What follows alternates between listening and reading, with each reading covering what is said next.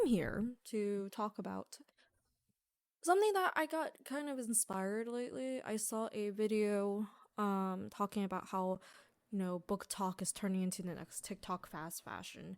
And I'm not really going to delve too much into that topic. I'll link the video down below. But it's just kind of wild to me how overconsumption has led to like hoarding, really. Um, I'm not on TikTok, but I am on BookTube. And a few years ago, they're not as super prevalent now, but a few years ago, there would be just so many videos just doing book hauls. Like, this is my December book haul, this is my January book haul, just monthly book hauls.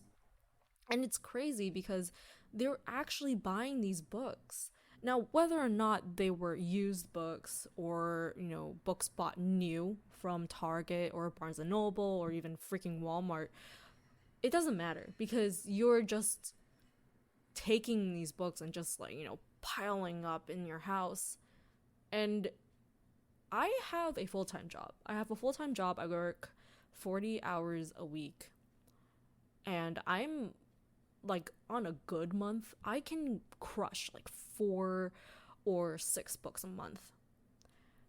And that's me being really generous with my time for reading, especially, and aside from like doing other stuff that I like to do, like play video games and watch movies and stuff.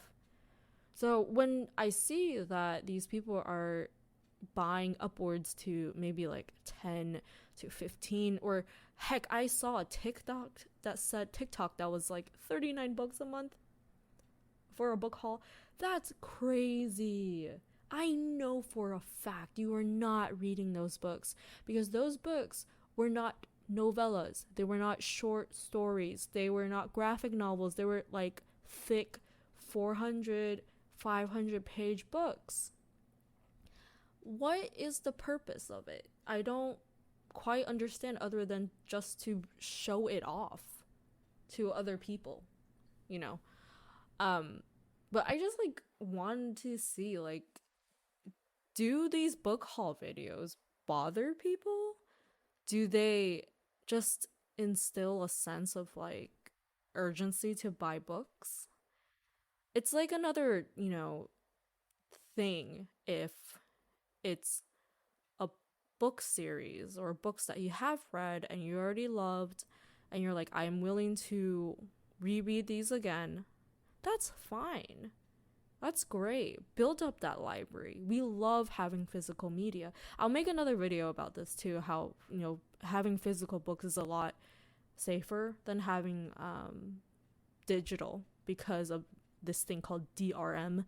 I won't get into that right now, but I think it's great having physical copies of something that you love, right?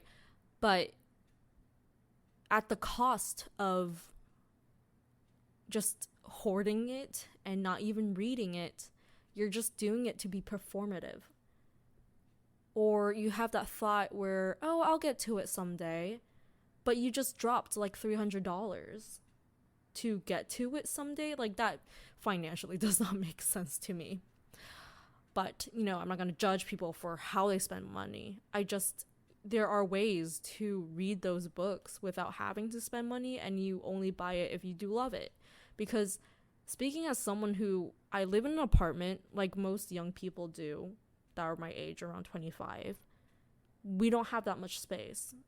I don't have space to put like towering bookshelves where I can just store all of my favorite books. Like, I have one at my family house. I wish I could bring all those books with me, but I had to make like an executive decision, like, what books do I really, really, really want with me right now. Like, I would cry if I were to be separated from them. And that was the Winter's Curse trilogy and many other books that I have.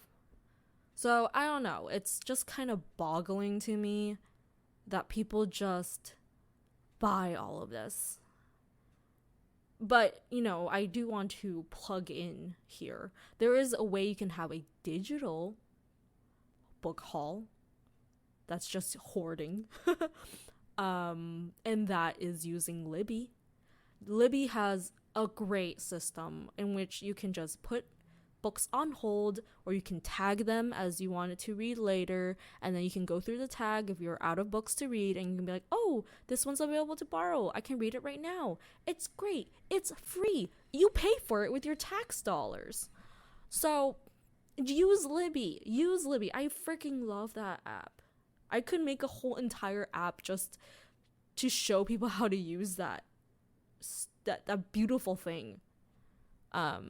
And then another way to get a physical book haul, if you want, that's temporary, is just go to your library. Go to your local library. Of course, this is for people that live. I am in the US, so I can only speak about the US experience, but I'm assuming that Canada has a library system just like we do. And people in the UK and whatever else, I don't know. If you have a local library, go for it. If you don't, use Libby. There are a lot of states nowadays that let you just sign up for a digital library card. Just online. You don't have to go in. You don't have to show your residence, your driver's license, or maybe you do for some of them, but it's so easy. I have, and this is me gaming the system, I have like 10 library cards in my Libby right now, and it's because I share my account with like 6 other people. And it's great because I have such a wide variety, a lot of options. I just have so many options for libraries. So I don't know, this was a very short thing. It's like 7 minutes about how much I don't like the overconsumption of books. You know, another thing, I guess like this might be my last talking point, but I'm not saying that buying books is bad, because I do want to say support your authors, support them, be those fans. You know, authors deserve to eat and deserve to be rewarded for their hard work. But I don't believe that you should sacrifice your financial situation to support them. Like, they're going to be okay. Also, borrowing books from the library also supports them. I don't know exactly how the system works, but the libraries have to buy royalties. No, not royalties, sorry. They have to buy the rights to borrow or to offer books in a digital format or to offer books in a physical format. They have to buy them. So the more people request them, the more people that put them on hold, the more the library's gonna be like, oh crap, we have to buy more copies. You can think of it as like a much wider range of like a lending system between you and your besties.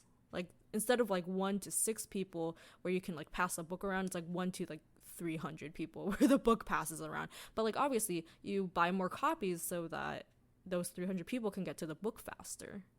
It's a great thing. I don't know. I think libraries are great. It's like the only thing I have like no qualms about my taxes going to. That and like firefighters, libraries and firefighters, or like, suicide hotlines, all that stuff. I don't even know if my taxes go to that. Probably not.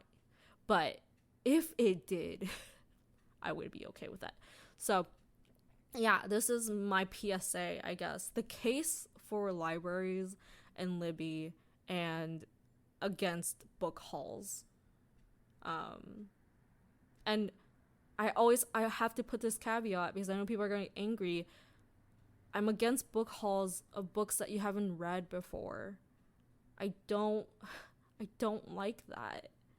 Okay, I said I was going to end this soon, but okay, one last thing. Now, maybe I'll like expand this into a like formal episode, but I don't really think I am. So I personally, I don't buy physical books anymore. If I do, I buy it through my Kindle, or if it's manga, I buy it through my iBooks. And the reason is that I fell in love with this one book by this author. It's called Uprooted by I think her name is Naomi Novak. so sorry if I'm mispronouncing that. But it was a great book. I loved it so much. And she announced that she was writing a second book. It's not really set in the same world, but it kind of has like the same kind of themes. It's like a spiritual successor. And I was like, oh my god, I loved the first book. Of course I'm gonna love the second one. And so I bought it, pre-ordered it, and I didn't like it. I did not like it. It was a very okay book. It was too long for my enjoyment, and there were too many POV switches. I think people need to stick to one character. I am very not a fan of multi POV books. There are only some books that do that well, and I don't think there are many. I can't even think of any from the top of my head, but I digress. I got so burned. I got so burned by that I never bought another book due to hype again. Like, I almost did it for Dark Rise. Thank God I didn't, because I did not enjoy that series. Sorry, the first book at all. And I think I've also stopped, like, asking people to buy me books for birthdays and, like, Christmas or whatever, because it's just, I'll buy it if I want to, and I might even not even enjoy it in the end, or not even get around to it. That's the thing with, like, Bookhauls, is that you're buying these books, and when are you gonna get to them? You don't. They just sit in a pile and rot and gather dust. It happened with, oh my god, I think it was called Golden Sun. It was like the sequel series to Red Rising, which I loved that trilogy, by the way, which is why I was like, oh, I definitely want to read the continuation, and it wasn't good. Or it wasn't interesting enough. I think I was just like, the premise in the first trilogy was a lot more interesting. I don't care too much about, like, how do you maintain an empire kind of thing, because it's just like a lot of boring politics, and like, I'm pretty sure there was gonna be a rebellion or some other enemy that's gonna come up. Whatever. I'm just, like, not into it. Like, I'll get around to it one day, because I am curious about how the plot goes, but I think I'm fine with, like, not reading it for now. But yeah, so that is why I don't buy books, and I don't like book hauls. And I think I will end here. It's been 13 minutes. I really did ramble a lot. I was gonna make this a formal video, but I think just talking out of my butt does a lot of wonders. So yeah, thank you so much for listening. Hopefully the audio on this is not crapped. This is the first time trying this. But yeah, thank you. If you liked it, like, subscribe, and comment, please. I read every comment because I don't get that much, so you know I'm reading it, and I will reply. Thank you. Bye.